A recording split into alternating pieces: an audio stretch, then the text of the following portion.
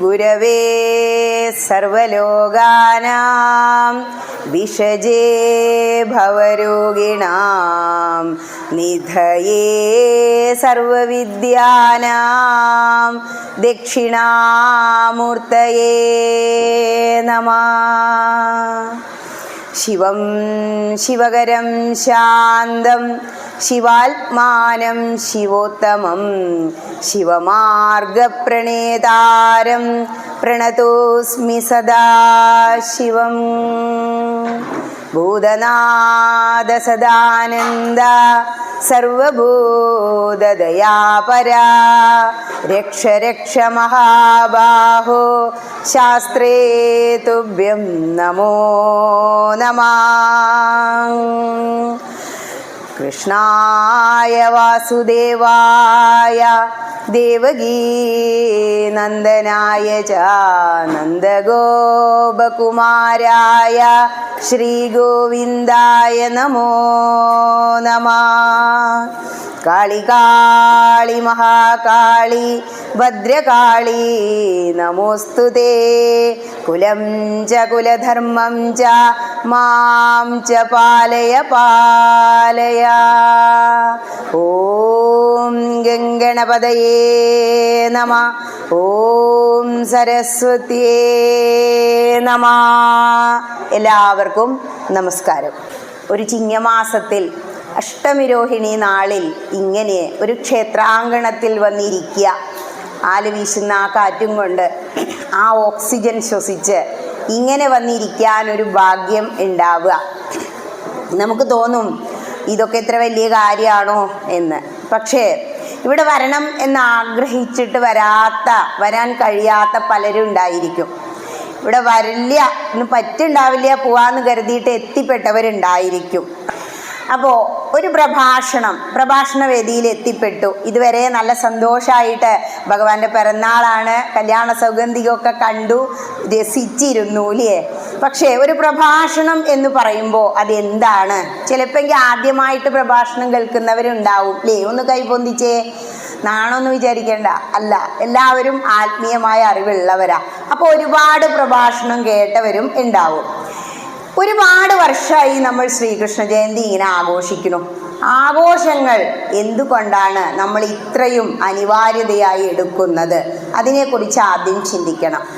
എല്ലാ ആഘോഷങ്ങളും, പ്രത്യേകിച്ച് ഹൈന്ദവന്റെ എല്ലാ ആഘോഷങ്ങളും ആചാരങ്ങളും അനുഷ്ഠാനങ്ങളും ഈശ്വരീയമായ കാര്യങ്ങളുമായി ബന്ധപ്പെട്ടിരിക്കുന്നു.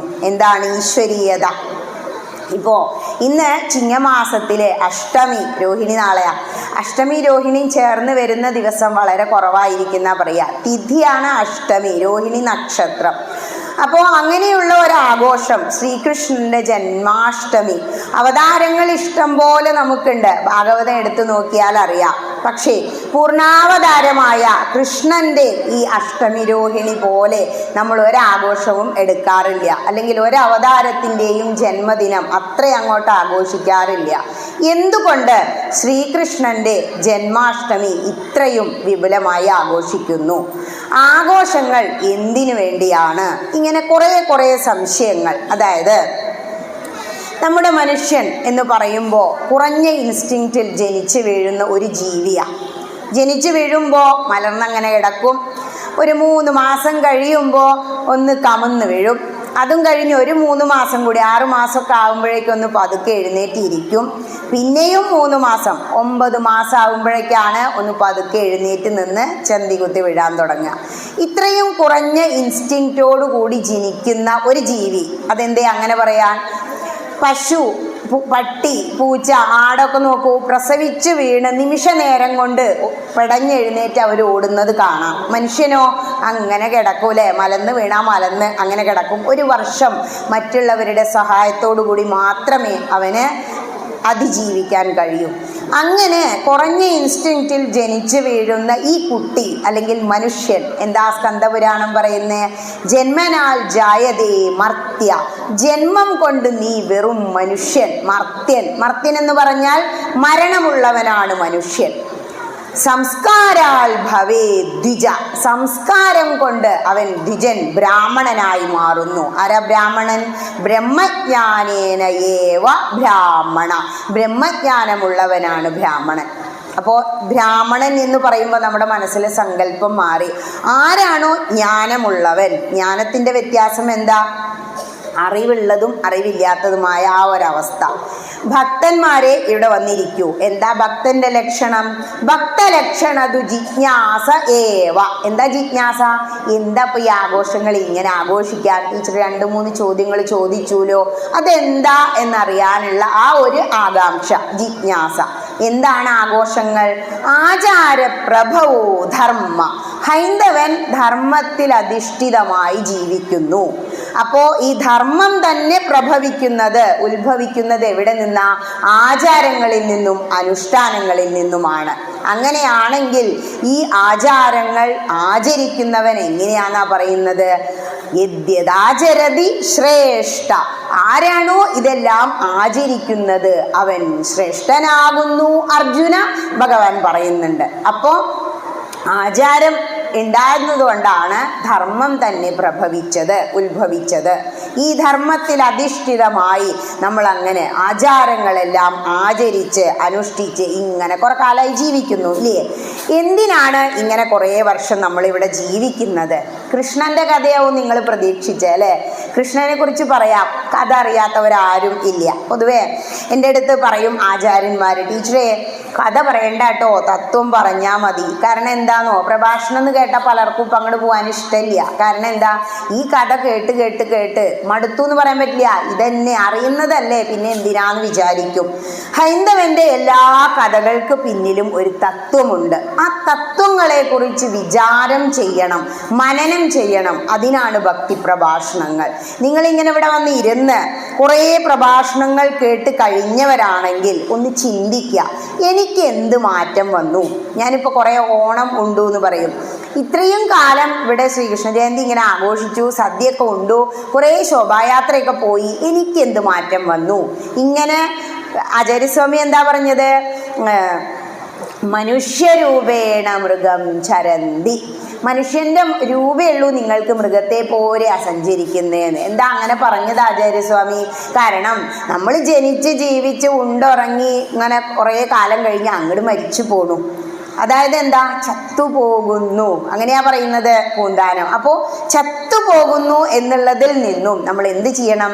മൃത്യോർമ്മ അമൃതം ഗമയ, മൃത്യുവിൽ നിന്നും എങ്ങനെ രക്ഷപ്പെടാം, എങ്ങനെ സത്സംഗത്തിലൂടെ നിസ്സംഗത്വത്തിലേക്ക് ചേരാം, ഉയരാം, അതാണ് പ്രഭാഷണത്തിൽ നിന്നും മനസ്സിലാക്കേണ്ടത്.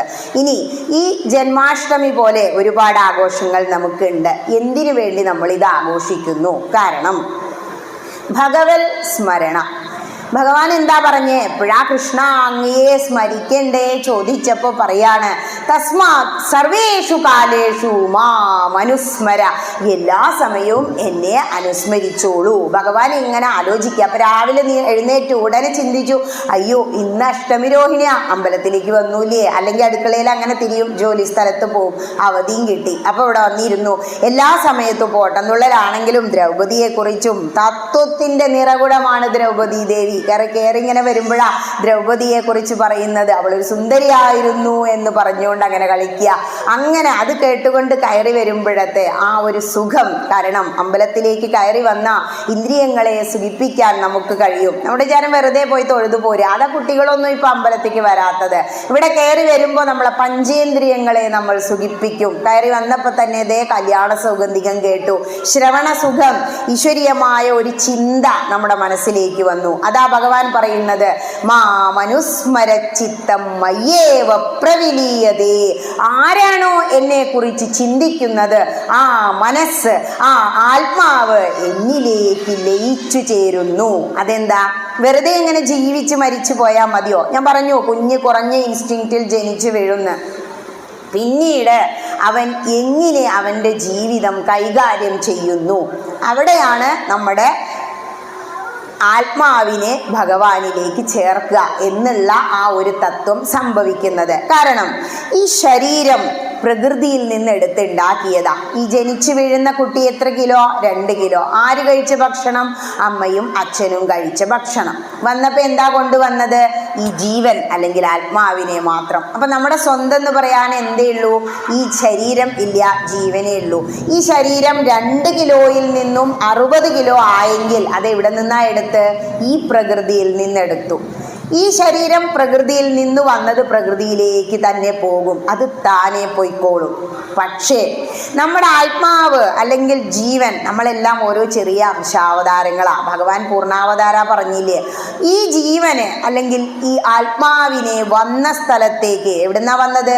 ഈശ്വരന്റെ ഒരംശമാണ് നമ്മുടെ ജീവാത്മാവ്. അർജുനൻ, ഭഗവാൻ വിഗ്രഹമായി ശ്രീ ഭദ്രകാളി തട്ടകത്തമ്മ അവിടെ ഇരിക്കുന്നത് പരമാത്മാവ. ഈ ജീവാത്മാവിനെ നമ്മൾ എങ്ങോട്ട് എത്തിക്കണം? മായയാകുന്ന സമുദ്രം കടന്ന്, സംസാര സാഗരം കടന്ന് പരമാത്മാവായ ജഗദംബികയിൽ ചേർക്കണം. അതിനു വേണ്ടിയാണ് ആത്മീയമായ കാര്യങ്ങൾ ചെയ്യുന്നത്. എന്തൊക്കെ ആത്മീയമായ കാര്യങ്ങൾ? നമുക്ക് തോന്നും ഇതൊക്കെ വളരെ ബുദ്ധിമുട്ടാണ്. ഒരു ബുദ്ധിമുട്ടുമില്ല. എന്തെല്ലാം ആചാരങ്ങളും അനുഷ്ഠാനങ്ങളും ഹൈന്ദവന് പറഞ്ഞു വെച്ചിട്ടുണ്ടോ അതെല്ലാം അങ്ങോട്ട് ആചരിക്കുക. ഇന്ന് ഇത്ര സമയം നിങ്ങൾ എന്ത് ഭാവനയിലായിരുന്നു? ഈശ്വരാ ദൈവേ കൃഷ്ണ, അല്ലെ? ശ്രീകൃഷ്ണ ജയന്തി, ആ ഭഗവത് സ്മരണ അത് മനസ്സിൽ അങ്ങനെ നിലനിർത്തുക. അപ്പൊ എന്ത് ചെയ്യുന്നു? യം ഭാവം സ്മരൻ. ഏതൊരു ഭാവമാണോ നിങ്ങൾ സ്മരിച്ചുകൊണ്ടിരിക്കുന്നത് നിങ്ങൾ അതായി തന്നെ മാറുന്നു. അങ്ങനെ ആകുമ്പോ കൃഷ്ണൻ, ശ്രീകൃഷ്ണൻ, അതാണ് നിങ്ങൾക്ക് കേൾക്കേണ്ടത്. കൃഷ്ണം എന്ന് പറഞ്ഞാൽ തന്നെ എന്താ? നമ്മളൊക്കെ കുറേ പേരുകൾ ഇടൂലേ, പക്ഷെ ചിന്തിക്കില്ല അർത്ഥത്തെക്കുറിച്ച്. ചില പേരുകളുടെയൊക്കെ അർത്ഥം ചിന്തിക്കുമ്പോൾ അയ്യോ അപകടമായല്ലോ എന്ന് മനസ്സിലാവുക. ഭഗവാന്റെ ഒരു നാമം തന്നെ പേരിടുക, കഴിയുമെങ്കിൽ അത് തന്നെ വിളിക്കുക എന്നാണ് ഗ്രന്ഥങ്ങൾ പറയുന്നത്. കാരണം ജാമിളോപാഖ്യാനം അറിയാലോ. നിങ്ങളിവിടെ സപ്താഹമൊക്കെ കേട്ടില്ലേ? ഇപ്പോൾ ആ നീളാതീരത്ത് ഒരു അമ്പലത്തിൽ സപ്താഹം ഉണ്ടായിരുന്നു. ഭഗവത് കഥകൾ അങ്ങനെ കേട്ടുകൊണ്ടിരിക്കുക, ഭഗവാന്റെ നാമം ഉച്ചരിക്കുക. അജാമിളൻ നാരായണ എന്നറിയാതെ അവനാന്റെ കുട്ടിയുടെ പേരാ വിളിച്ചത്. മോക്ഷം കിട്ടിയില്ലേ? അപ്പോ കൃഷ്ണൻ എന്ന് പേരിട്ടപ്പോ, ഗർഗ മഹർഷി പേരിട്ടപ്പോ അതിന് പിന്നിലൊരു ലക്ഷ്യമുണ്ട്. നമ്മളും പറയും കൃഷ്ണ എന്ന് പേരിടൂ പറഞ്ഞ അയ്യേ വയ്യ തോന്നുന്നവരുണ്ട്. അപ്പോൾ ശ്രീകൃഷ്ണനായിക്കോട്ടെ. കൃഷ്ണം എന്ന് പറഞ്ഞാൽ ആകർഷണം ഉള്ളവൻ എന്ന അർത്ഥം. ആരെ ആകർഷിക്കുന്നത്? കൃഷ്ണന്റെ ആ രൂപം നോക്കൂ. അത് നോക്കുമ്പോ എല്ലാവർക്കും സന്തോഷല്ലേ? ഇനി സഹസ്രനാമം, ഇന്ന് രാവിലെ ഇവിടെ എന്തെല്ലാം നടന്നു എന്ന് എനിക്കറിയില്ല. ഇപ്പോൾ കുറേ അമ്പലങ്ങളിൽ മാതൃസമിതി ഉണ്ടാക്കാറുണ്ട്. അപ്പം ഞാൻ അവരുടെ അടുത്ത് പറയും, ഇത് കർക്കിടക മാസമല്ലേ, ആദ്യം വൈശാഖം പറഞ്ഞു. അപ്പം ഞാൻ പറഞ്ഞു രാവിലെ വന്ന് എല്ലാവരും 7 മണിക്ക് വിഷ്ണു സഹസ്രനാമം ജപിക്കൂ, ഭഗവാന് ഒരു മാല അങ്ങോട്ട് കെട്ടി ചാർത്തിക്കോളൂ. അതവർ അതേപോലെ ചെയ്തു. പിന്നെ അടുത്ത മാസം കർക്കിടകമായി. അപ്പോൾ പറഞ്ഞു രാവിലെ ആദ്യം വിഷ്ണു സഹസ്രനാമം, അത് കഴിഞ്ഞ് രാമായണം അങ്ങോട്ട് വായിച്ചോളൂ. അതവർ ചെയ്തു. അപ്പം അത് കഴിഞ്ഞപ്പോഴേക്കും അവർ ചിന്തിക്കുക ഇനിയിപ്പോൾ എന്താ ടീച്ചറെ ചിങ്ങമാസം വന്നൂലോ. ഹൈന്ദവൻ എന്നും ആഘോഷങ്ങളാണ്, എല്ലാ മാസങ്ങളും പ്രാധാന്യം. അപ്പോൾ ഞാൻ പറഞ്ഞു ഇതേ ചിങ്ങമാസത്തിൽ നമ്മൾ എന്താ കൃഷ്ണപ്പാട്ടുകളാ. കൃഷ്ണപ്പാട്ടുകളാൽ ഈ പൊന്നിൻ ചിങ്ങം അങ്ങനെ നിറഞ്ഞു നിൽക്കുമായിരുന്നു പണ്ട്. നമ്മുടെ മുത്തശ്ശനൊക്കെ കൃഷ്ണഗാഥ എടുത്തു വെച്ചിട്ട്, മുത്തശ്ശിക്കും മുത്തശ്ശനും അറിയാം, നമ്മളേനും ഇന്ത്യയൊക്കെ ഒരു ജനറേഷൻ, ഞാനൊക്കെ 76 പ്രൊഡക്റ്റാണ്, അന്നൊക്കെ ഇത്തിരി കൃഷ്ണഗാഥ കിട്ടിയിരുന്നു. ഇപ്പോഴത്തെ ജനറേഷന് ഒന്നും കിട്ടുന്നില്ല. കാരണം എന്താ? രാമനും കൃഷ്ണനൊന്നും കാണാൻ പാടില്ല പുസ്തകത്തിൽ. പിന്നെ എവിടുന്നാ കിട്ടുന്നത്? ഹൈന്ദവൻ അക്കാദമിക്ക് കൊടുക്കുന്നില്ല. മതപഠനം എന്ന് പറഞ്ഞിട്ട് എന്തെല്ലാം കോലാഹല. ആരെങ്കിലും എവിടെങ്കിലും വെച്ച് ഒത്തിരി കൊടുക്കാമെന്ന് വെച്ചാൽ അപ്പോഴേക്കും അവനെ പിടിച്ച് എന്ത് ചെയ്യും? പാർട്ടിയുടെ ബേസിൽ കാണും. പാർട്ടി ഒരിക്കലും ഒരു മതസ്ഥനും എന്ത് ചെയ്യുന്നില്ല? കേന്ദ്രങ്ങളിലേക്ക്, ക്ഷേത്ര കേന്ദ്രങ്ങളിലേക്ക്, ആരാധനാലയങ്ങളിലേക്ക് കൊണ്ടുവരുന്നില്ല. അവരെല്ലാ പാർട്ടിക്കാരും വന്ന് ഒപ്പം ഇരുന്ന് നിസ്കരിക്കും, അല്ലെങ്കിൽ കുർബാന കൂടും. നമ്മൾ പാർട്ടിയെ പറഞ്ഞ് കുട്ടികളെ ആ ക്ലാസ്സിന് പോലും അയക്കില്ല. പാർട്ടിക്കൊന്നും നമ്മളെയൊന്നും ആത്മീയതയിൽ ഉയർത്താൻ കഴിയില്ല. ഇത്തിരിയെങ്കിലും ഈശ്വരന്റെ അനുഗ്രഹം ഉള്ളവർക്ക് മാത്രമേ ഇത്തരം ക്ലാസ്സുകളിൽ, പ്രഭാഷണ വേദികളിൽ എത്തിപ്പെടാൻ കഴിയൂ. ആത്മീയമായ ക്ലാസ്സുകളിൽ വന്നിരിക്കാൻ കുഞ്ഞുങ്ങളെ പറഞ്ഞയക്കാൻ തോന്നും. അവൻ എവിടെ എത്തി? ഒരുപാട് ഉയർന്നു എന്നാ പറയുന്നത്. കാരണം ഭഗവാനെ കുറിച്ച് ചിന്തിക്കുമ്പോൾ തന്നെ നമ്മുടെ മനസ്സ് വളരെ എളിമയോടുകൂടി ഈശ്വര ശക്തിയെക്കുറിച്ച് ഓർക്കുന്നു. നിങ്ങൾ വഴിപാടുകൾ കഴിക്കാറില്ലേ, പ്രാർത്ഥിക്കാറില്ലേ?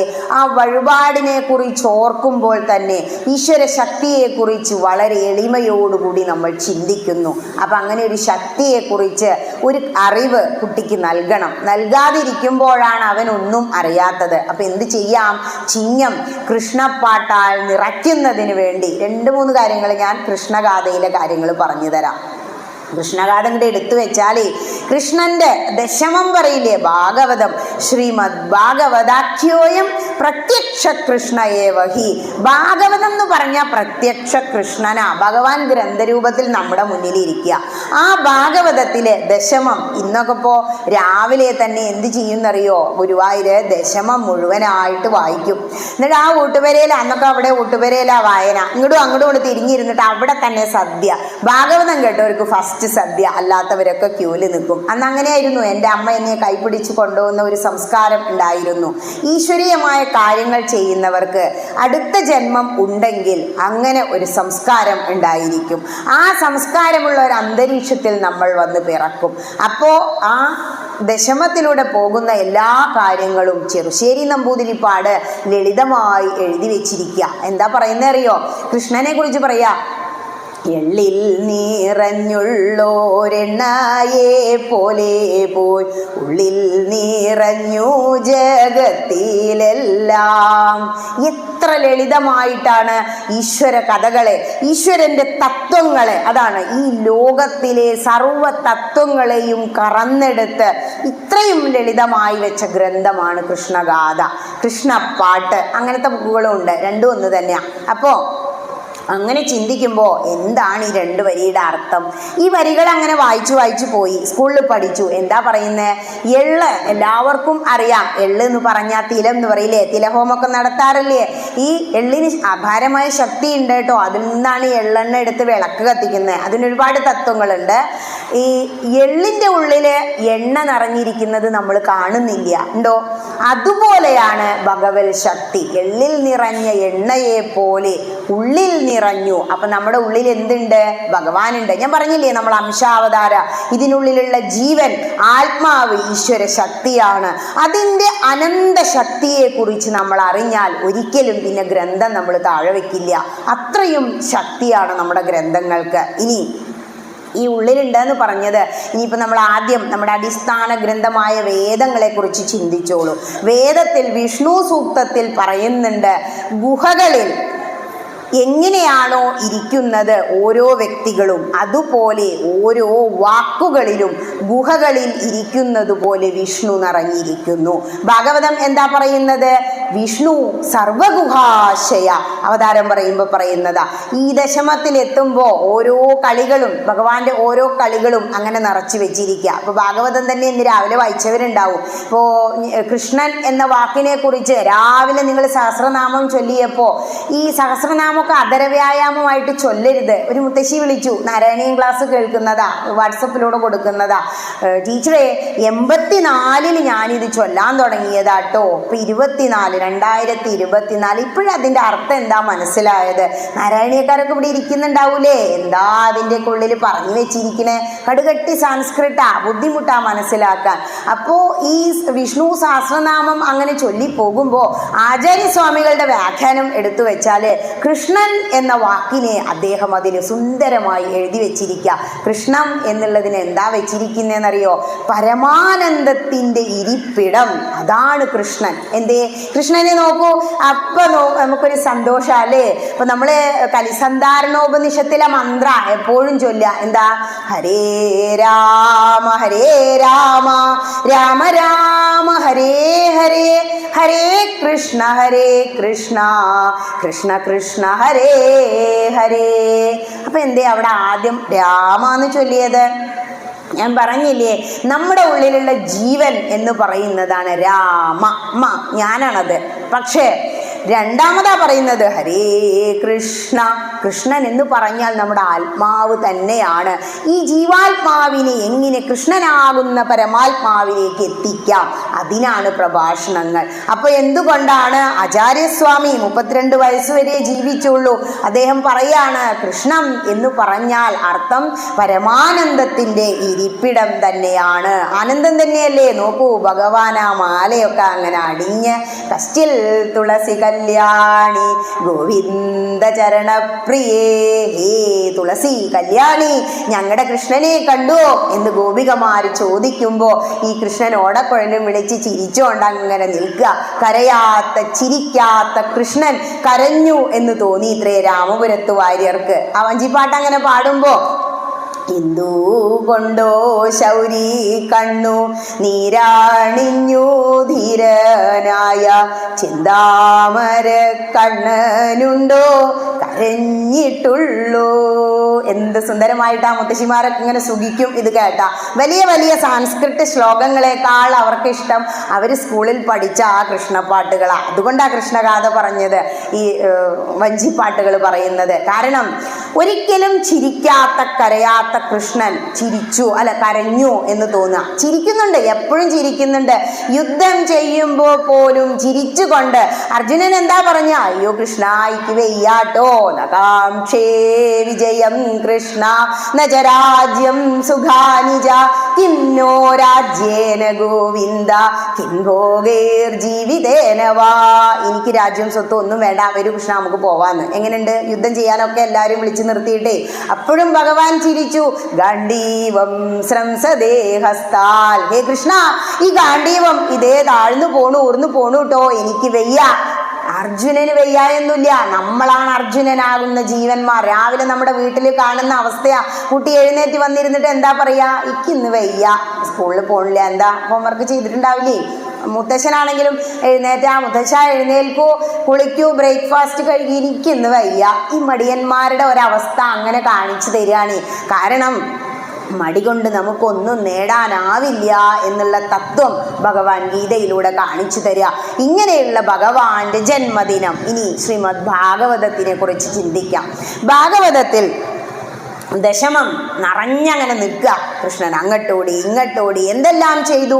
എങ്ങനെയാ ജനിച്ചത് എന്നാ പറയുന്നത്. ദേവകിയുടെ 8ാമത്തെ പുത്രനായ 9ാമത്തെ അവതാരമായ കൃഷ്ണൻ 10ാമത്തെ സ്കന്ധത്തിൽ 3ാമത്തെ അധ്യായത്തിൽ 8ാമത്തെ ശ്ലോകത്തിൽ ജനിച്ചു എന്ന് പറയാ. എങ്ങനെയാ പറയുന്നത്, രാത്രി.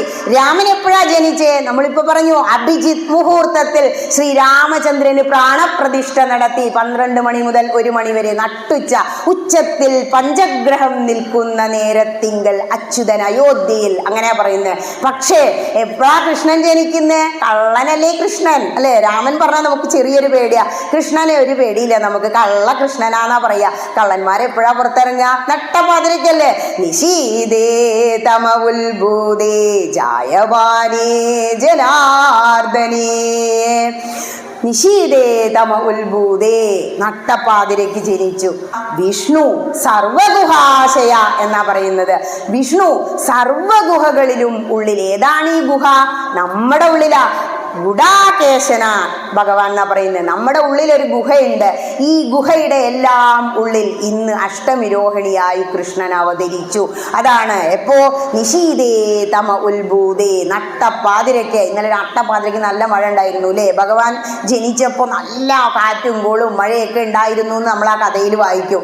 ഇനി അങ്ങനെ ജനിച്ച കൃഷ്ണൻ എങ്ങനെയായിരുന്നു രൂപം കാണിച്ചേ, കുഞ്ഞുകുട്ടിയായിട്ടാണോ? അല്ല, ജനിച്ചപ്പോ തന്നെ ദേവകി വസുദേവർക്ക് കാണിച്ചു കൊടുക്കുകയാണ്, ഞാൻ സാധാരണ ഒരു കുട്ടിയല്ല കേട്ടോന്ന്. എങ്ങനെയാ കാണിച്ച്, തമൽബുധം ബാലകമംബുജേക്ഷണം ചതുർഭുജം ശങ്കഗദാരുദായുധം ശ്രീവത്സലക്ഷ്മം ഗളശോഭി കൗസ്തുഭം പീതാംബരം. അങ്ങനെ ആ മഞ്ഞപ്പട്ടുടുത്ത ആ ഒരു രൂപത്തിൽ ഭഗവാൻ അങ്ങോട്ട് അവതരിച്ച് കാണിച്ചു കൊടുക്കുക.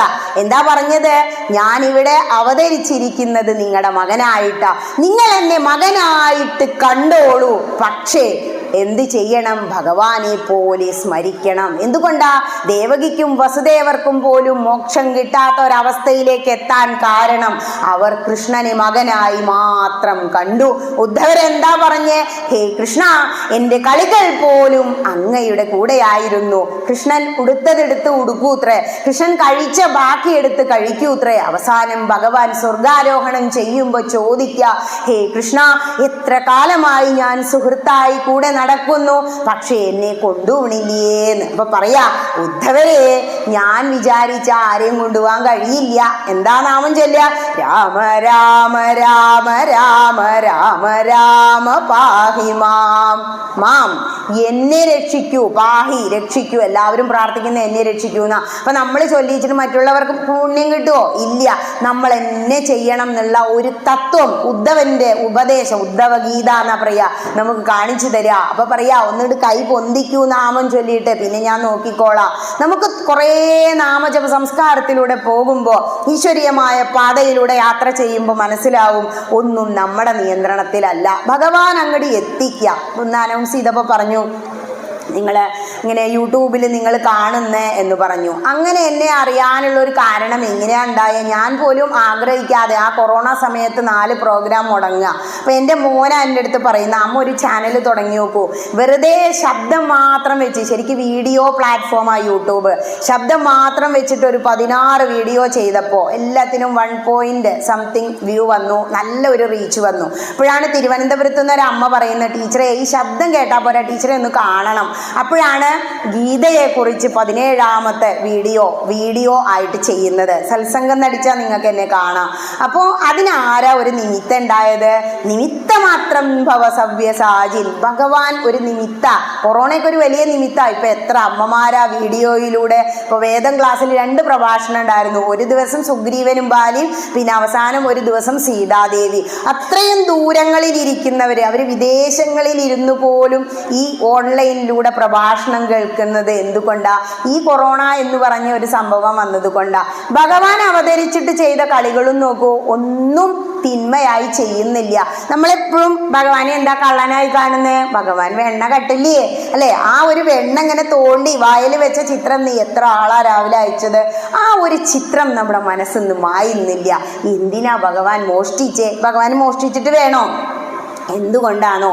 ഈ കംസൻ മഹാദുഷ്ടനായിരുന്നു. എങ്ങനെയാ കംസന്റെയൊക്കെ ജനനെന്നോ? നമുക്ക് 4 യുഗങ്ങളുണ്ട്, കൃതം, ത്രേതം, ദ്വാപരം, കലി. ഇതിൽ ത്രേതായുഗത്തിൽ ശ്രീരാമചന്ദ്രൻ ഉണ്ടായ സമയത്ത് ഒരുപാട് അസുരന്മാരെ വധിച്ചു ശ്രീരാമചന്ദ്രൻ. ആ അസുരന്മാരിൽ കുറേ പേര് എന്ത് ചെയ്തു? ദ്വാപര യുഗത്തിൽ വന്ന് പിറന്നു. നമ്മൾ രാമായണത്തിലൂടെ പോകുമ്പോൾ കാലനേമിയെ കുറിച്ചൊക്കെ കാണാം. ഈ കാലനേമിയുടെ വംശത്തിലാണ് കംസൻ ജനിച്ചത്. ഈ കംസന്റെ വംശം വർദ്ധിച്ച് അസുരന്മാര് വർദ്ധിച്ച് ഭൂമിയുടെ ഭാരം അങ്ങനെ കൂടി വരിക. ഭൂമിയുടെ ഭാരം കൂടുമ്പോൾ, നമ്മൾ ഈ പ്രകൃതിയെ നശിപ്പിക്കുമ്പോൾ, പ്രകൃതിക്ക് സഹിക്കാതെയാകുമ്പോൾ ഈ പ്രകൃതി ഈശ്വരി ഒന്നിട്ടാണ്ട് കുടയുത്രേ. അതപ്പോൾ വയനാട് സംഭവിച്ചത്. നമ്മളിപ്പോൾ ഇവിടെ ഫണ്ടൊക്കെ സ്വീകരിച്ചില്ലേ? എന്തുകൊണ്ട് ഇങ്ങനെ സംഭവിച്ചു? കാരണം പ്രകൃതിയെ ചൂഷണം ചെയ്യുന്നത്, വികസനത്തിന്റെ പേര് പറഞ്ഞ് പ്രകൃതിയെ ചൂഷണം ചെയ്യുന്നത് മനുഷ്യൻ മാത്രം. പക്ഷെ ആ മനുഷ്യൻ എന്ത് ചിന്തിക്കുന്നില്ല? തൻ്റെ നിലനിൽപ്പിനെ കുറിച്ച് ചിന്തിക്കുന്നില്ല. അതുകൊണ്ടാണ് ഇത്രയും പ്രശ്നങ്ങൾ ഉണ്ടാകുന്നത്. ഇങ്ങനെ ഭൂമിക്ക് ഭാരം സഹിക്കാതെ വന്നപ്പോൾ ഭൂമി ദേവി പരാതി പറയാ. എവിടെ ചെന്ന? ബ്രഹ്മാവിനോട്. അങ്ങനെ തന്നെയാ രാമായണവും. അവിടെ ചെന്ന് പരാതി പറഞ്ഞു. അങ്ങനെ ഭഗവാൻ എന്ത് ചെയ്തു? ഇവിടെ വിഷ്ണു അവതരിക്കാൻ തീരുമാനിച്ചു. അങ്ങനെയാണ് കൃഷ്ണന്റെ അവതാരം. കൃഷ്ണൻ ഇവിടെ വരുമ്പോ കംസൻ എന്താ ചെയ്തോണ്ടിരിക്കുന്നേന്നോ? ദുഷ്ടനായ കംസൻ പറയാ, പണ്ടൊക്കെ എന്താ ജോലി? കൃഷിയാ. കുറേ ഗോക്കളുണ്ടാവും കൃഷി ചെയ്യുന്നവർക്ക്. ഇപ്പോഴുണ്ട് പശു ഉള്ളവര്. ഹൈന്ദവനായി ജനിച്ചാൽ ഗോ പരിപാലനം ചെയ്യണം എന്നാ പറയാ. അപ്പോ ഈ പശുക്കളെ നോക്കുന്നവരുടെ വരുമാനം എന്താ? അവരുടെ വരുമാനം എന്ന് പറയുന്നത് ഈ വെണ്ണയും പാലും മോരും ഒക്കെയാ. അപ്പൊ അവരെന്ത് ചെയ്യും? ബാക്കി വരുന്ന കുറച്ച് പാലിൽ ഉറയൊക്കെ ഒഴിച്ച്, അതൊക്കെ നമുക്കറിയാലോ, അങ്ങനെ വെണ്ണ കടഞ്ഞെടുത്ത് ഉറിയിൽ വെക്കൂത്രേ. ഇത് എന്തിനാ? ഈ വെണ്ണ കൊണ്ടുപോയി വിറ്റിട്ട് കിട്ടിയ കാശ് വേണം കംസന്റെ നികുതി അടയ്ക്കാൻ.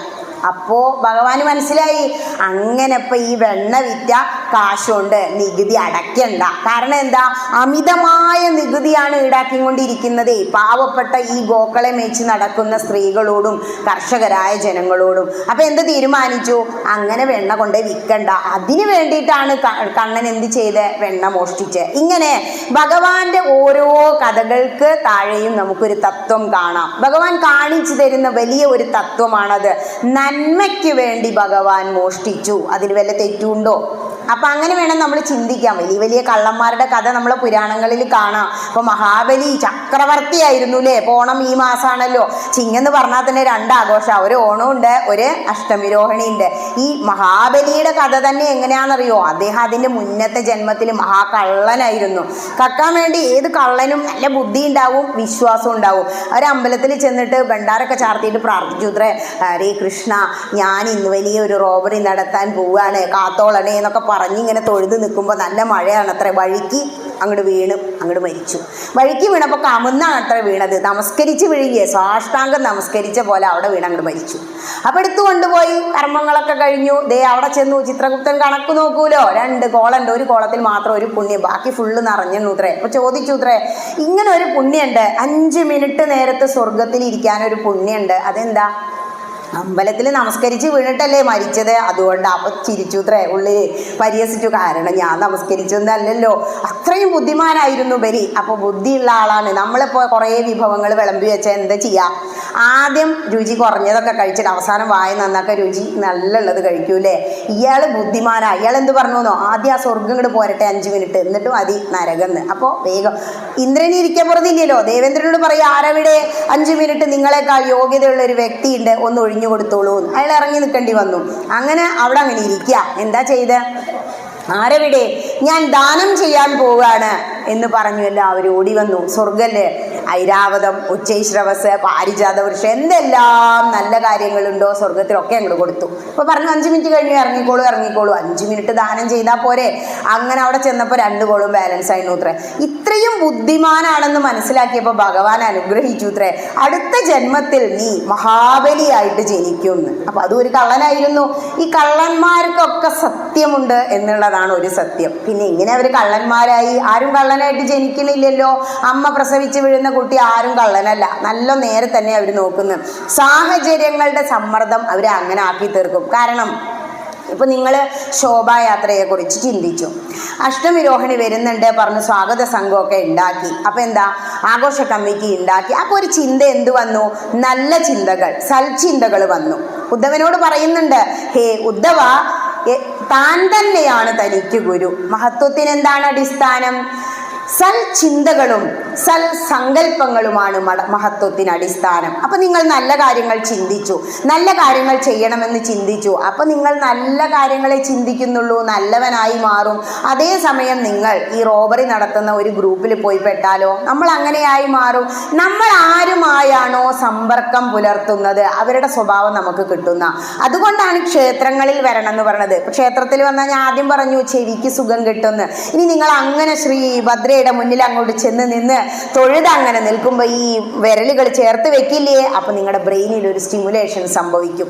ഇനി പ്രദക്ഷിണം അങ്ങനെ വെച്ചു വരുമ്പോൾ നിങ്ങളുടെ കുണ്ടലിനി ശക്തി ഓങ്കാരരൂപിയായി ആ ജീവൻ ഉണർന്ന് ഇവിടെ സഹസ്രാര പത്മത്തിലേക്ക് എത്തും ഒരു പ്രദക്ഷിണം പൂർത്തിയാക്കുമ്പോൾ. ഇനി അവിടെ വന്നു നിൽക്കുമ്പോൾ തിരുമേനി പ്രസാദം തരില്ലേ, ആ സമയത്ത് തീർത്ഥം തരും, ജലം നമുക്ക് തരും. നമ്മുടെ പഞ്ചഭൂതങ്ങളിൽ ഒന്നാണ് ജലം. ഇനി ആ പ്രസാദം കിട്ടിക്കഴിഞ്ഞാൽ ചന്ദനം എടുത്തിട്ട് ഇങ്ങനെ ഒരു വര അല്ലെ, അപ്പോ ഭൂമിയെ പ്രതിനിധീകരിക്കുന്ന ആ ചന്ദനം നമ്മുടെ ത്വക്കിന് ആശ്വാസം തരുന്നു. ത്വക്കിന് ഒരു ചികിത്സയാണ് ചന്ദനം ചാർത്ത്. മുത്തശ്ശി തലവേദന ഉണ്ടായ ചന്ദനം അരച്ചിട്ട് തരാറില്ലേ, നല്ലതാ, ത്വക്ക് രോഗത്തിന് ഏറ്റവും നല്ലതാ. ഇനി അത് കഴിഞ്ഞാൽ പൂവെടുത്തിട്ട് ഒന്ന് ഘ്രാണിക്കും നമ്മൾ തലയിൽ ചൂടുമ്പോൾ അല്ലേ. നമ്മുടെ മൂക്കിനെ സുഖിപ്പിച്ചില്ലേ, പഞ്ചേന്ദ്രിയങ്ങളിൽ മറ്റൊന്ന്. ആ ഭദ്ര അങ്ങനെ അലങ്കരിച്ച് പുഷ്പങ്ങളാൽ മാല കോർത്തിട്ട് അലങ്കരിച്ച് അങ്ങനെ ഇരിക്കുക ആ പുഷ്പഹാരങ്ങളോടെ. ആ കാഴ്ച നമുക്ക് മനസ്സിനും ശരീരത്തിനും കണ്ണിനും കുളിർമ നൽകും. വീട്ടിലൊക്കെ എന്തെല്ലാം കാഴ്ചകളാ, പുറത്തേക്ക് നോക്കിയാൽ തന്നെ അപകട അല്ലേ, പുറത്തുള്ളതെല്ലാം മരണമാ, നശിക്കുന്നതാ. അകത്തേക്ക് നോക്കി നോക്കൂ, കണ്ണടച്ചിട്ടാ പ്രാർത്ഥിക്കുക, അകത്താരാ, ഭഗവതി തന്നെ ഇരിക്കുന്നത്, അകത്താണ് സുഖം എന്നാ പറയുന്നത്. അപ്പൊ ഭഗവതിയെ കാണുമ്പോ കണ്ണിന് സുഖം കിട്ടി, ചന്ദനം തൊട്ടപ്പോ ത്വക്കിന് സുഖം കിട്ടി. ഇനി കീർത്തനം കേട്ടപ്പോൾ പ്രഭാഷണം കേൾക്കുമ്പോൾ ചെവിക്ക് സുഖം കിട്ടി. ഇനി അത് കഴിഞ്ഞ് ഇറങ്ങി വരുമ്പോഴാ പറയാ, ദേ ഇത്തിരി പ്രസാദം കഴിച്ചിട്ട് പോയിക്കോളൂ കേട്ടോ, അപ്പം ഇത്തിരി പായസം കിട്ടിയില്ലേ, അല്ലെങ്കിൽ എന്തെങ്കിലും അവറ്റയോ എന്തെങ്കിലും കിട്ടും. നാക്കിന് സുഖം കിട്ടി. നാക്ക്, തൊക്ക്, ഇങ്ങനെ പഞ്ചേന്ദ്രിയങ്ങളെ സുഖിപ്പിക്കാൻ ക്ഷേത്രത്തിന് കഴിവുണ്ട്. വെറുതെ വന്നു പോകുന്നതല്ല ക്ഷേത്രങ്ങളിൽ, അറിഞ്ഞ് ആരാധിക്കുക. നമുക്കതാണുള്ള കുഴപ്പം. എവിടുന്നും ഒരു ക്ലാസ് കിട്ടുന്നില്ല. ശ്രീരാമചന്ദ്രൻ ഒരിക്കലും തളർന്നില്ല. രാമായണപ്പം നിർത്തിയല്ലേ ഉള്ളൂ. എന്തുകൊണ്ടാ? വിശ്വാമിത്ര മഹർഷിയുടെ ക്ലാസ് സത്സംഗം കാനനത്തിലേക്ക് കൊണ്ടുപോയപ്പോ അപ്പോൾ ഉപദേശിച്ചു കൊടുക്കുക. താടകയെ വധിക്കാൻ പറയും. കൃഷ്ണൻ ആരെ ആദ്യം വധിക്കുന്നത്? Ladies first. ആദ്യം പൂതനയെ വധിച്ചത്. അതുപോലെ ഇവിടെ താടകയെ വധിക്കാൻ പറയുമ്പോൾ ശ്രീരാമചന്ദ്രൻ ധർമ്മത്തിൽ ഉന്നതനാ. പറയാ, സ്ത്രീഹത്യ അത് ബ്രഹ്മഹത്യ പാപമല്ലേ ഗുരു. അപ്പൊ പറയാണ്, താടക ഭയങ്കര രാക്ഷസിയാണ്, അവളെ പേടിച്ചാലും നേർവഴി നടപ്പില്ല, വധിച്ചോളൂ. ഗുരു പറഞ്ഞ പിന്നെ അതിന് അങ്ങേപ്പുറം ഇല്ലല്ലോ. കാരണം നമുക്ക് ഈ അറിവുകൾ കിട്ടണമെങ്കിൽ ഗുരു തന്നെ വേണം. പ്രഭാഷണവേദി നിങ്ങൾക്ക് അങ്ങനെയുള്ള ഒരു അവസരമാണ് ഒരുക്കുന്നത്. വർഷത്തിലൊരിക്കലല്ല, ഇടയ്ക്ക് സത്സംഗം കൂടുക, സത്തുക്കളുമായി സംഘം ഉണ്ടാവുക. അപ്പൊ ഇതുവരെ നിങ്ങൾ അവിടെ സപ്താഹം കൂടിയില്ലേ? വേട്ടേക്കരൻ്റെ അമ്പലത്തില് ഒരുപാട് സത്തുക്കൾ അങ്ങനെ ചേർന്നിരുന്ന് കൃഷ്ണനെ കുറിച്ച് അങ്ങനെ പറയുമ്പോ, ആ കുന്തിദേവി സ്തുതിക്കുമ്പോ, കൃഷ്ണായ വാസുദേവായ ദേവകീ നന്ദനായ ച നന്ദഗോപകുമാരായ ഗോവിന്ദായ നമോ നമ. ഹേ കൃഷ്ണ വാസുദേവപുത്ര, ഇതന്നെയാ ഇവിടെയും വിളിക്കുന്നത്. നമ്മൾ ആ സഹസ്രനാമം നിങ്ങളിപ്പോ ഒന്ന് രാവിലെ മിക്കവാറും ഭക്തിയുള്ളവരാണെങ്കിൽ ഇന്ന് ചൊല്ലിയിട്ടുണ്ടാവും. അതിലെന്താ അവസാനം പറയുന്നത്? വാസനാൽ വാസുദേവസ്യ വാസിദം ഭുവനത്രയം സർവഭൂത നിവാസോസി വാസുദേവ നമോസ്തുതേ. വാസുദേവൻ എന്താ? കൃഷ്ണന്റെ മൂലമന്ത്രം ഓം നമോ ഭഗവതേ വാസുദേവായ. ധ്രുവൻ ഇത്ര പോന്ന കുട്ടി ചൊല്ലിയതാ, നാരദ മഹർഷി ഉപദേശിച്ചതാ. നമ്മൾ ഏത് അമ്പലത്തിൽ ചെന്നാലും ഏത് വിശേഷ ദിവസമാണെങ്കിലും അന്ന് ഭഗവാന്റെ മൂലമന്ത്രം ചൊല്ലണം. ഇവിടെ ഈ ഓം നമോ ഭഗവതേ വാസുദേവായ, വാസുദേവൻ എവിടെയാ? ആരിലാണോ വസിക്കുന്നത് എല്ലാവരിലും വസിക്കുന്നുണ്ട്. അതാണ് പറഞ്ഞത്, വാസനാൽ വാസുദേവസ്യ വാസിദം ഭുവനത്രയം സർവഭൂത നിവാസോസി. എല്ലാവരിലും ഉണ്ട്. നമുക്ക് തോന്നും എന്നിലൊന്നും ഇല്ല, ഞാൻ ജപിക്കണില്ലല്ലോ, ഇന്നിപ്പോൾ ഇത് കേൾക്കാൻ വന്നതേ ഉള്ളൂ. വെറുതെ നമ്മുടെയൊക്കെ ഉള്ളിൽ ജീവനായി ആത്മചൈതന്യമായി അങ്ങനെ വസിച്ചു കൊണ്ടിരിക്കുന്ന, അതുകൊണ്ടാണ് നമ്മൾ കണ്ണടക്കുന്നത്. ഗുരുവായൂർ 4 മണിക്കൂറൊക്കെ നിങ്ങൾ അവിടെ ഒറ്റടക്കല. ഒരമ്മ വിളിച്ചിട്ട് പറഞ്ഞു, ടീച്ചറെ 4 മണിക്കൂർ നിന്നു, ഞാൻ കണ്ടില്ല ഇന്നത്തെ, എന്താ ചാർത്ത് പോലും കണ്ടില്ല. അപ്പൊ ഞാൻ പറഞ്ഞു, കുഴപ്പമില്ല, ഉള്ളിൽ തന്നെയല്ലേ ഇരിക്കണത്. അപ്പൊ എന്താ അടയ്ക്കാൻ കാരണം മനസ്സിലായില്ലേ? ഈ ഉള്ളിലുള്ള ഈ ആത്മചൈതന്യത്തെ എങ്ങനെ ഉയർത്താം എന്നുള്ളതാണ് ഈ എല്ലാ ആഘോഷങ്ങളും നമുക്ക് കാണിച്ചു തരുന്നത്. ഇനി കൃഷ്ണൻ ജരാസന്ധൻ തടവിൽ പാർപ്പിച്ചവരെ എല്ലാവരെയും മോചിപ്പിച്ചു. അപ്പൊ അവർക്കൊരു ജപമുണ്ട്. അവരെന്താ ചൊല്ലിയത്? കൃഷ്ണായ വാസുദേവായ ഹരയേ പരമാത്മനെ പ്രണത ക്ലേശനാശായ ഗോവിന്ദായ നമോ നമ. പ്രണതക്ലേശനാശായ, ആരെല്ലാം ഭഗവാനെ നമസ്കരിക്കുന്നുണ്ടോ, നമുക്ക് മടിയാ, അവിടെ ചെളിയാ പറഞ്ഞ് ചിലർ നമസ്കരിക്കില്ല. ഭഗവാനെ നമസ്കരിക്കാൻ കിട്ടുന്ന ഒരവസരവും നമ്മൾ പാഴാക്കരുത് എന്നാ. ഉത്തമാംഗേന നമസ്കരിക്കായി വരേണം. രാമായണത്തിൽ ആരാ പറയുന്നത്? വിദ്യാധരനായ ഒരു രാക്ഷസൻ പറയുന്നതാണ്, എനിക്ക് ഉത്തമാംഗം കൊണ്ട് അങ്ങയെ നമസ്കരിക്കാൻ തോന്നിപ്പിക്കണമേ എന്ന്. അപ്പൊ നമസ്കരിക്കാൻ തോന്നുന്നവർക്ക് എന്താ? അവരുടെ സർവ പാപങ്ങളും ദുരിതങ്ങളും ഭഗവാൻ തീർത്തു കൊടുക്കുന്നു എന്ന് ഗ്രന്ഥങ്ങൾ പറയുന്നു. ഭാഗവതം ശ്രീമദ് ഭാഗവതാഖ്യോയം പ്രത്യക്ഷ കൃഷ്ണ ഏവഹി എന്ന് പറയാൻ കാരണം എന്താ മനസ്സിലായില്ലേ? ഇനി ഭാഗവതം അങ്ങോട്ട് അവസാനിപ്പിക്കുമ്പോ ഒരു ശ്ലോകമുണ്ട്. ഭവേ ഭവേ യഥാ ഭക്തി പാദയോസ്തവ ജായതേ തഥാ കുരുഷു ദേവേശ നാദസ്തും നോ യദ പ്രഭോ നാമസങ്കീർത്തനം യസ്യ സർവപാപ പ്രണാശനം പ്രണാമോ ദുഃഖശമന തം നമാമി ഹരിം പരം. ഇങ്ങനെ അവസാനിപ്പിക്കുന്നത്. അതായത് നാമസങ്കീർത്തനം യസ്യ സർവപാപ പ്രണാശനം. അപ്പൊ ഞാൻ പാപം ചെയ്തിട്ടുണ്ടോ? ആരും പാപം ചെയ്തവരില്ല. പക്ഷെ നമ്മൾ നടന്നു വരുമ്പോ അറിയാതെ ചെറുജീവികളെ ചവിട്ടി കൊല്ലുന്നുണ്ട്. നമ്മൾ അറിഞ്ഞുകൊണ്ടും ജോലിക്ക് വേണ്ടി, ഇപ്പോ മിലിറ്ററി ആണെങ്കിൽ വെക്കടാവെടി എന്ന് പറയുമ്പോൾ പൊട്ടിക്കുന്നില്ലേ, അതുപോലെ വക്കീലന്മാര് നിരപരാധികളെ തൂക്കിക്കൊല്ലുന്നില്ലേ, നുണ പറഞ്ഞ് ജയിപ്പിക്കുന്നില്ലേ, ജോലിയുടെ ഭാഗമായിട്ട് നമ്മൾ അറിഞ്ഞും അറിയാതെയും ചെയ്യുന്ന സർവ്വ പാപങ്ങളെയും നശിപ്പിക്കാൻ നാമസങ്കീർത്തനത്തിന് കഴിയും. ഇപ്പൊ നടന്നുകൊണ്ടിരിക്കുന്നത് എന്താ? കലികാലം. ഇപ്പൊ 4 യുഗങ്ങളുണ്ട് എന്ന് പറഞ്ഞുല്ലോ. കൃതയുഗത്തിൽ ധ്യാനത്തിനായിരുന്നു പ്രാധാന്യം. ത്രേതായുഗത്തിൽ യാഗങ്ങൾക്കും യജ്ഞങ്ങൾക്കുമായിരുന്നു പ്രാധാന്യം. ദ്വാപരയുഗത്തിൽ പൂജാതി കർമ്മങ്ങൾക്കായിരുന്നു പ്രാധാന്യം. ഇതാണ് കലിയുഗം. ഇപ്പൊ ഉള്ളതാണ്, നമ്മൾ ജീവിച്ചുകൊണ്ടിരിക്കുന്നതാണ്. കൃഷ്ണവർഷം എന്നൊക്കെ പറയുന്നില്ലേ? ഈ കലിയുഗത്തിൽ നാമജപത്തിന് മാത്രമാണ് പ്രാധാന്യം. അതായത് ഇതിനു മുമ്പുള്ള യുഗങ്ങളിൽ കഠിനമായ തപസ്സും യാഗങ്ങളും യജ്ഞങ്ങളും പൂജാതി കർമ്മങ്ങളും ഹോമങ്ങളും ചെയ്ത് എന്തെല്ലാം നമുക്ക് ലഭിച്ചിരുന്നു, ആ പുണ്യങ്ങളെല്ലാം നമുക്ക് എങ്ങനെ ലഭിക്കും? ഈ ഒരു നാമജപത്തിലൂടെ ലഭിക്കും. നാമജപയജ്ഞം, നാമയജ്ഞം. ഇവിടെ എന്തേ ഇപ്പോൾ വലിയ വലിയ ഹോമകുണ്ടം തീർത്ത് യജ്ഞം നടത്തായിരുന്നില്ലേ? എന്തുകൊണ്ട് അത് വേണ്ട, ഒരു ഭക്തി പ്രഭാഷണം ആവട്ടെ എന്ന് വിചാരിച്ചു. നാമയജ്ഞങ്ങൾക്ക് കലികാലത്തിൽ അത്രയും പ്രസക്തി ഉണ്ട് എന്നാ. ഈ നാമയജ്ഞത്തിന് കേട്ടാലും മതിയെന്നാ ഭഗവാനോട് ഭാഗവതത്തെ കുറിച്ചൊക്കെ ചോദിക്കുമ്പോൾ ഭഗവാൻ അതിലേക്ക് ആവേശിച്ചു എന്ന് പറഞ്ഞു. ആ സമയത്ത് സൂതപൗരാണികൻ കയറി വരാ നൈമിഷാരണ്യത്തില്. അപ്പൊ ഒരു കഥ പറയൂ, നമ്മൾ കുട്ടികൾ ചോദിക്കില്ലേ? അപ്പൊ പറയാ, എന്ത് കഥയാ പറയണ്ടേ? അപ്പൊ പറഞ്ഞു, ഭക്തിക്ക് മുൻപിൽ നിൽക്കുന്ന ഭാഗവത മഹാപുരാണം പറയാം. കാരണം പറയുന്നവനും കേൾക്കുന്നവനും ഭക്തി ഉണ്ടാകുന്ന കഥയാണ് ഭാഗവതം. ഈശ്വര കഥകൾ പറയുന്നവനും കേൾക്കുന്നവനും മോക്ഷാണ് കിട്ടുക. അതുകൊണ്ടാണ് നാമയജ്ഞം നടത്തണം എന്ന് പറയുന്നത്. നിങ്ങൾ നാമം ജപിച്ചോളൂ, ഈശ്വര കഥകൾ അങ്ങനെ കേട്ടോളൂ, നിങ്ങൾക്ക് രക്ഷ. നമുക്ക് എല്ലാത്തിനും രക്ഷ വേണ്ടേ? ആദ്യം നമ്മളെ ഭഗവാൻ രക്ഷിക്കും നാമം ചൊല്ലുന്നവന്. നാമം ചൊല്ലുന്ന നാവുകൾ അത്രയും പവിത്രമാണ് എന്നാ പറയാ. അതുകൊണ്ടാണ് ഇവിടെ ഇരുന്ന് ഇങ്ങനെ നാമം ജപിക്കുന്ന പലരും. ഇനി അത് കഴിഞ്ഞാലോ നമുക്ക് കീർത്തി ഉണ്ടാവും, സമ്പത്ത് ഉണ്ടാവും. ഇങ്ങനെ നമുക്ക് എന്തെല്ലാം വേണമോ എല്ലാം നമുക്ക് നാമജപത്തിലൂടെ നേടാം. അപ്പൊ തോന്നും, ഇങ്ങനെ ഇരുന്ന് നാമം ജപിച്ചപ്പോൾ ഇതൊക്കെ കിട്ടുമോ? അതിനാ പറയുന്നത് കർമ്മയോഗം.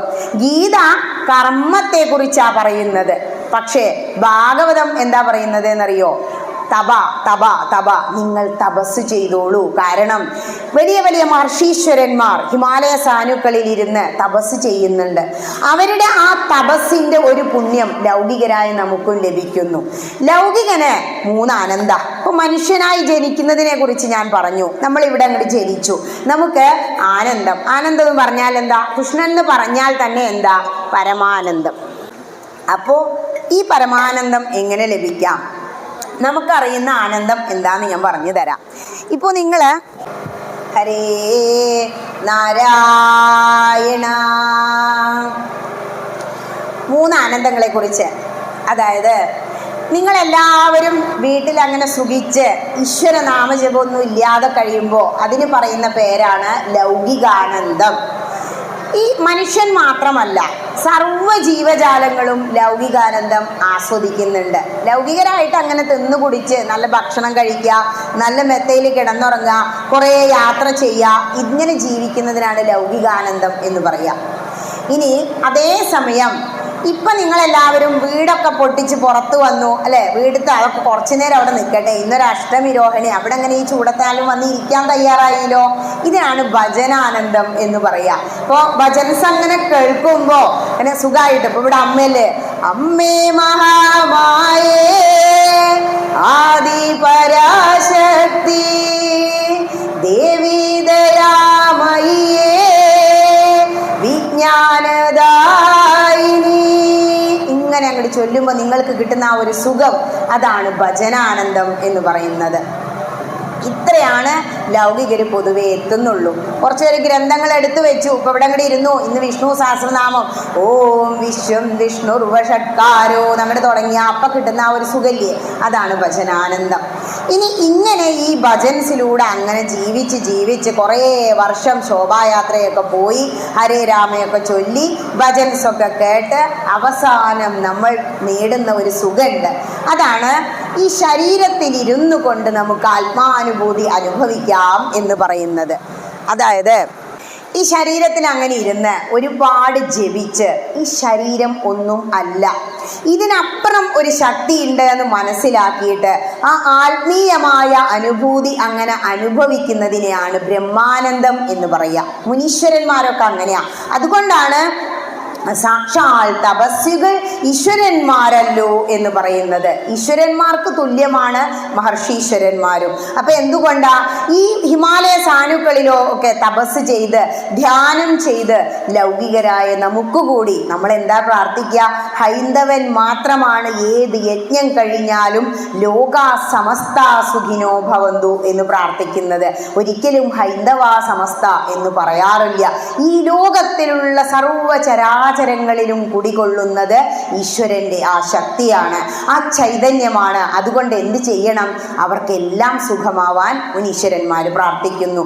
ആ ബ്രഹ്മാനന്ദം എങ്ങനെ അനുഭവിക്കാം? എന്താണോ സത്യം? നമുക്ക് പുറമെ കാണുന്നതൊന്നും സത്യമല്ല. മരണം, നമ്മുടെ ശരീരത്തിന് പുറമെ മരണം ഉണ്ട്, നമ്മുടെ പിറകെ മരണം ഉണ്ട്. അത് പറഞ്ഞാൽ വിശ്വസിക്കില്ല.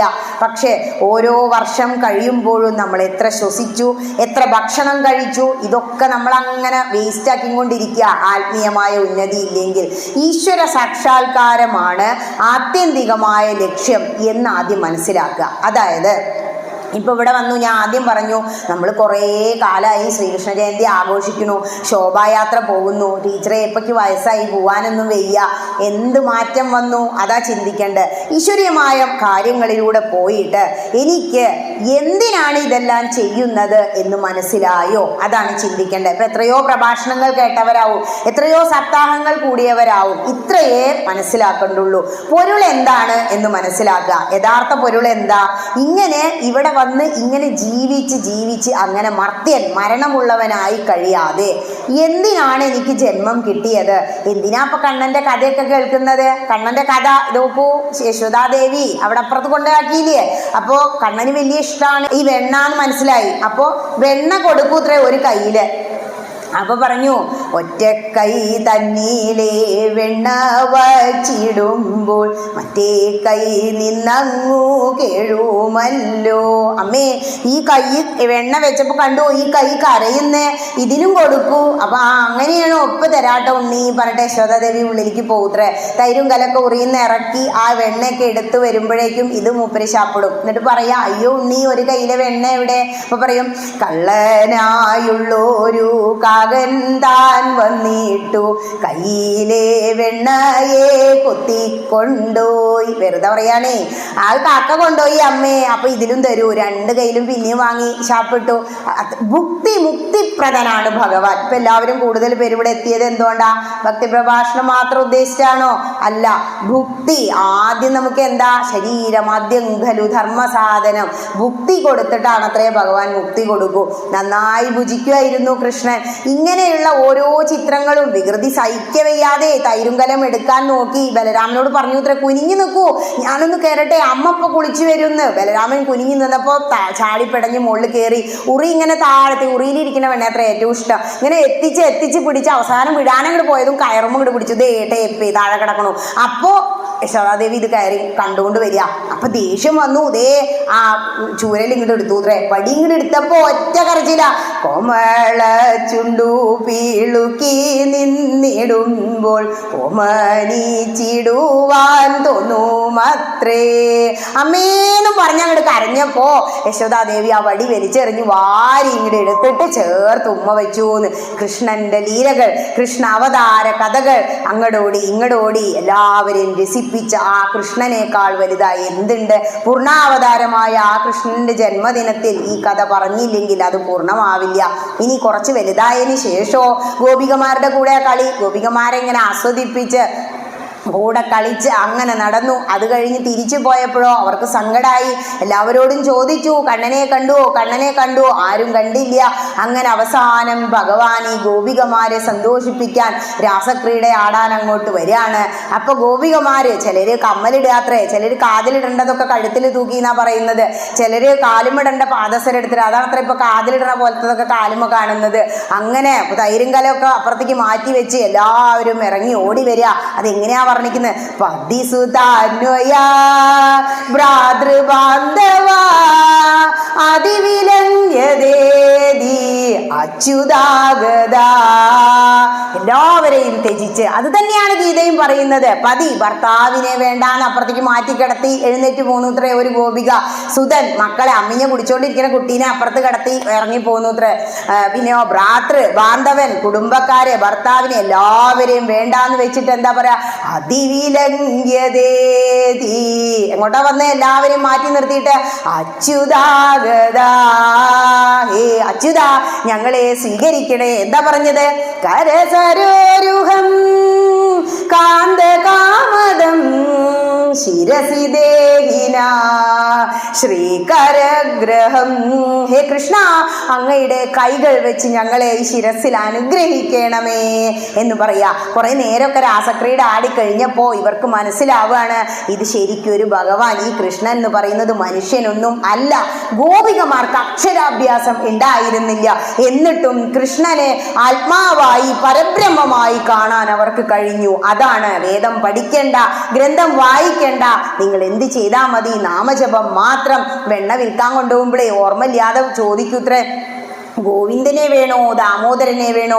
ഗോവിന്ദ ദാമോദര മാധവേദി.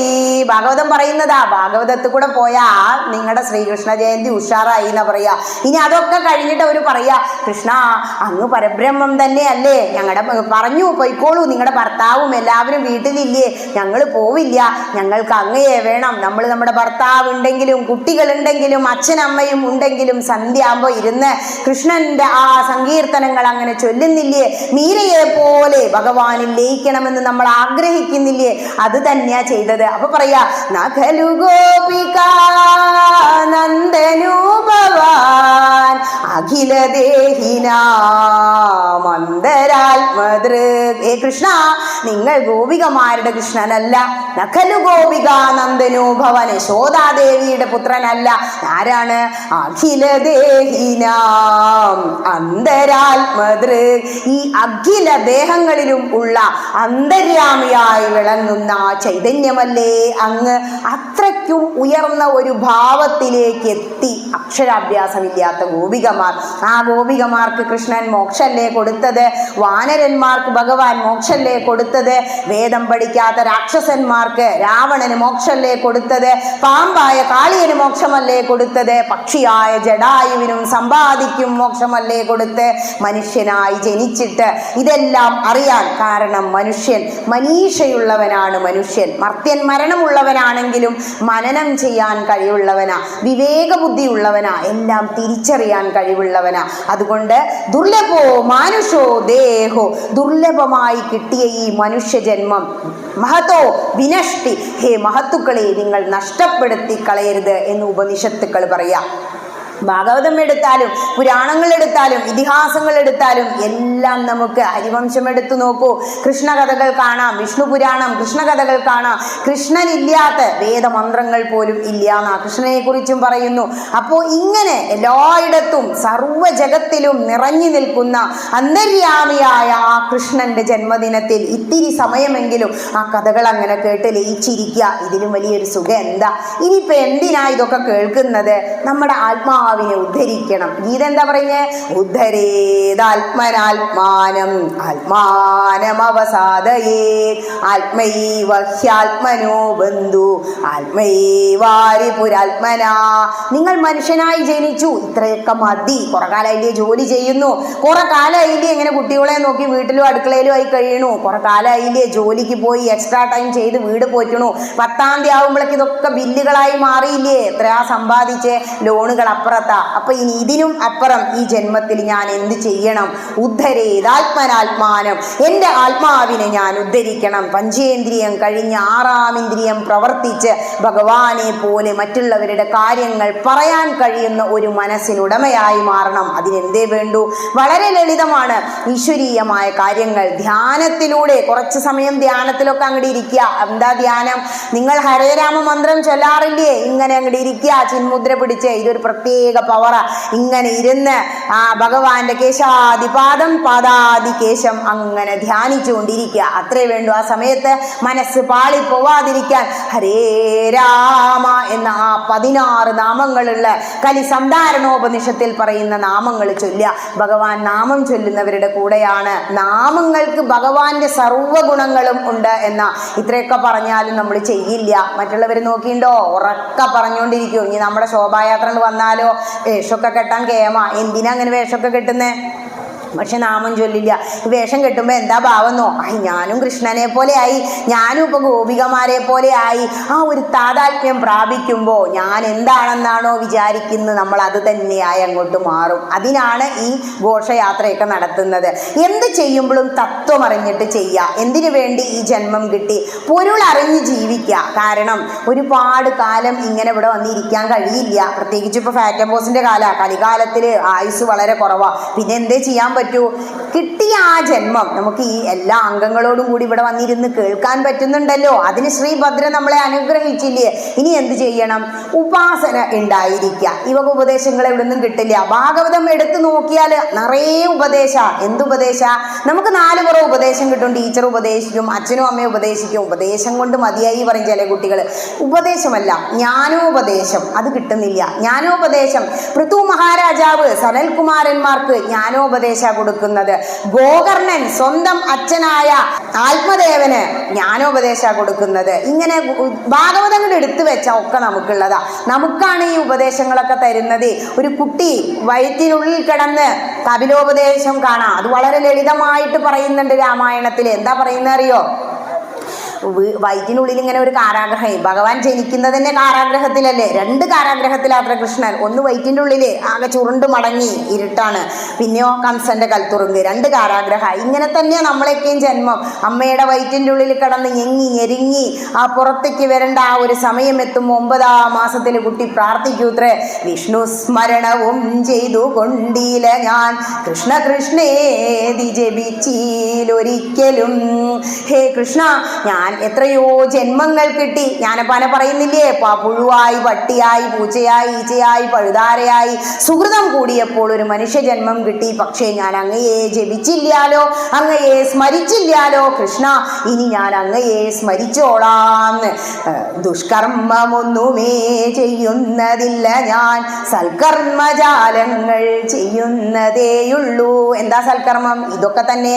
ഇതിനിത്ര ബുദ്ധിമുട്ടൊന്നുമില്ല. രാവിലെ നേരത്തെ എഴുന്നേൽക്കുന്ന ഒരു ശീലം. ബ്രാഹ്മമുഹൂർത്തമൊന്നും വേണ്ട. ഒരു 5 മണിക്കെങ്കിലും എഴുന്നേൽക്കുക. സൂര്യൻ ഉദിക്കുന്നതിന് മുമ്പേ കുളിക്കുക. കുളിച്ചിട്ട് ഇത്തിരി നേരം ആ പഞ്ചമഹായജ്ഞങ്ങളിലൂടെ നമ്മൾ അങ്ങനെ യാത്ര ചെയ്യുക. അപ്പൊ എന്താ പഞ്ചമഹായജ്ഞങ്ങൾ?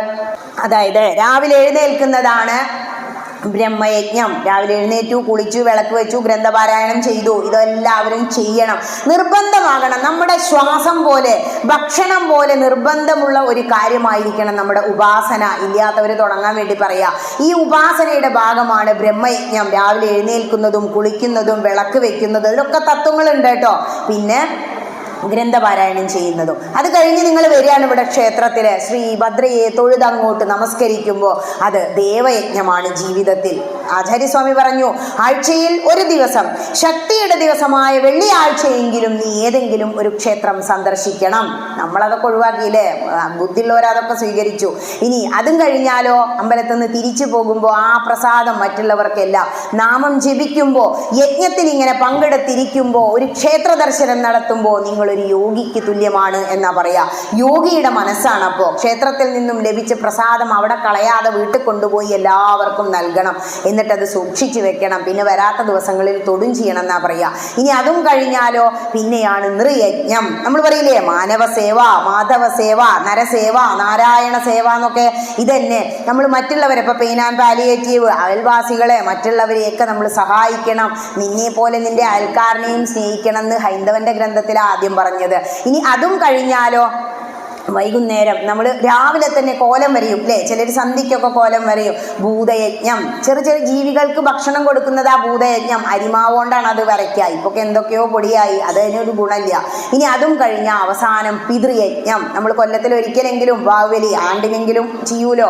അതായത് നമ്മൾക്ക് ഈ ശരീരം കിട്ടാൻ കാരണക്കാരായ ഒരുപാട് പിതാമഹന്മാർ നമുക്കുണ്ട്. തിരുനാവായി ചെന്നാൽ എന്താ പറയാ, 32 തലമുറയ്ക്ക് പിണ്ണം വെക്കാനാ പറയാ. അപ്പൊ അതിലും അപ്പുറം ഉണ്ട്. എന്നിട്ടും നമ്മളത് ചെയ്യുന്നത് ഇത്രയേ ഉള്ളൂ. അപ്പൊ എന്താ, നമ്മൾ ഈ വക 5 യജ്ഞങ്ങളും ഒരു ദിവസം കൊണ്ട് നടക്കേണ്ടതാ. ഗ്രന്ഥങ്ങളിൽ പറഞ്ഞു വെച്ച കാര്യങ്ങൾ വെറുതെ വായിച്ചു പോവാനുള്ളതല്ല, അധര വ്യായാമമല്ല, ജീവിതത്തിൽ പകർത്താനുള്ളതാ. കുറെയൊക്കെ പഠിക്കുക, പഠിച്ച് പ്രചരിപ്പിക്കുക. ഇങ്ങനെ വന്നിരുന്ന് കേൾക്കുന്നുണ്ടല്ലോ, കേട്ടാ പോരാ, അതെന്ത് ചെയ്യണം, പ്രാവർത്തികമാക്കണം. നമ്മുടെ ജീവിതത്തിന് ഒരു അടുക്കും ചിട്ടയും വന്ന് ഉപാസന. ചിലരുടെ കയ്യിൽ ജപമാലയൊക്കെ ഉണ്ടാവും, ചിലരത് പേഴ്സിലൊപ്പം കൊണ്ട് നടക്കും. എന്താ ചോദിച്ചപ്പോൾ അത് ഭഗവാൻ ഒപ്പം ഉണ്ടെന്നൊരു തോന്നലാണ് ടീച്ചറെ. 108 മണികളായിട്ട് എൻ്റെ കൂടെ ഒഴിവുള്ളപ്പോഴൊക്കെ ഞാൻ ഇരുന്ന് ജപിക്കും. എന്തിനാ ജപിക്കുന്നത്? മനസ്സിനെ മാംസത്തിൽ നിന്ന് അങ്ങോട്ട് ഉയർത്തണമെങ്കിൽ എന്ത് വേണം? ജപം, നാമജപ സംസ്കാരം വേണം. ഇത്രയേ ഉള്ളൂ, പൊരുൾ ഇത്രയേ ഉള്ളൂ. സത്സംഗ്, ഞാൻ പറഞ്ഞില്ലേ ഭജഗോവിന്ദൊക്കെ വായിക്കണം. നമ്മൾ ആചാര്യ എഴുതി വെച്ചതല്ലേ, നമ്മൾ അറിയണ്ടേ. അതായത് സത്സംഗത്വേ നിസ്സംഗത്വം. ഈ സത്സംഗത്തിലൂടെ നമ്മൾ മനസ്സ് നിസ്സംഗമായി മാറും. കാരണം സത്സംഗത്തിന് മാത്രമാണ് നമ്മളുടെ ഈ ജീവനെ ഉയർത്താനുള്ള കഴിവുള്ളൂ. മനസ്സിനെ നിസ്സംഗമാക്കി ആത്മാവിനെ ഭഗവാനിലേക്ക് ചേർക്കാനുള്ള കഴിവുള്ളൂ. അതാണ് സത്സംഗത്വേ നിസ്സംഗത്വം.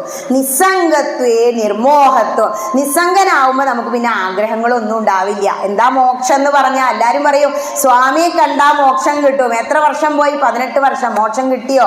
ഇല്ല, അടുത്തൊല്ലും പോകുന്നുണ്ട്. അപ്പൊ എന്താ മോക്ഷം കിട്ടാതെ? മോക്ഷം എന്ന് പറഞ്ഞാൽ അങ്ങോട്ട് മരിച്ചു പോലല്ല മോക്ഷേ, മോഹക്ഷയം വരുന്നതാണ് മോക്ഷം. എന്തിനാ മോഹക്ഷയം വരുന്നേ? 10 വയസ്സ് വരെ നിങ്ങൾക്ക് കളിപ്പാട്ടങ്ങളോടൊക്കെ വളരെ ആകർഷണമായിരുന്നു അല്ലേ വയസ്സായവർക്ക്. ഇപ്പൊ അതിനെ കണ്ട ആ കടയിലേക്ക് പോലും നോക്കാറുണ്ടോ? ഒരു പ്രായം കഴിഞ്ഞപ്പോൾ നമ്മളത് ഉപേക്ഷിച്ചു, നിസ്സംഗത്വം വന്നു. പിന്നെ പട്ടുസാരികളോടൊക്കെയാ താല്പര്യം. ഒരു 50 വയസ്സായ അമ്മേനോട് ഒരു പട്ടുസാരി കൊടുത്താൽ പറയും വേണ്ട, ഒരു സെറ്റ് മുണ്ട് മതി മോളേന്ന്. അവിടെ നിസ്സംഗത്വം വന്നു. നിസ്സംഗത്വേ നിർമോഹത്വം. മോഹങ്ങളെല്ലാം നമ്മൾ ഉപേക്ഷിക്കും ഒരു കാലം കഴിയുമ്പോൾ. ഒന്നും വേണ്ടാത്ത ആ പരബ്രഹ്മരൂപിയായി നമ്മൾ മാറും. പിന്നെയോ നിസ്സംഗ ആയി പരബ്രഹ്മരൂപിയായി നമ്മൾ എന്ത് ചെയ്യുന്നു? ആ ഭഗവാനിലേക്ക്. എങ്ങനെയാണോ കുറൂരമ്മ ഭഗവാനിലേക്ക് ചെന്നത്, എങ്ങനെയാണോ ഭക്തമീര ഭഗവാനിൽ ലയിച്ചത്, അതുപോലെ നമുക്ക് അങ്ങോട്ട് ലയിക്കാൻ കഴിയും. നാരായണിയൊക്കെ ഇങ്ങോട്ട് എടുത്ത് വെച്ച് കഴിഞ്ഞാലേ ആദ്യം തന്നെ എന്താ പറയുന്നത്? സാന്ദ്രാനന്ദാവം. അപ്പൊ ഒന്നും മനസ്സിലാവില്ല. അവസാനത്തെ വരി എന്താ പറഞ്ഞത്? ഹന്തഭാഗ്യം ജനാനാം. ഈ ലോകം മുഴുവൻ നാരായണീയത്തിന്റെ പുറകെയാണ്. ഭാഗവതാണെന്ന് പറയണ്ടേ. ഈ ഭാഗവതം 18,000 ശ്ലോകങ്ങളെ ആറ്റി കുറുക്കി കഷായാക്കി ഇങ്ങൾ വെച്ചിരിക്കുകയാണ് ഈ നാരായണീയം.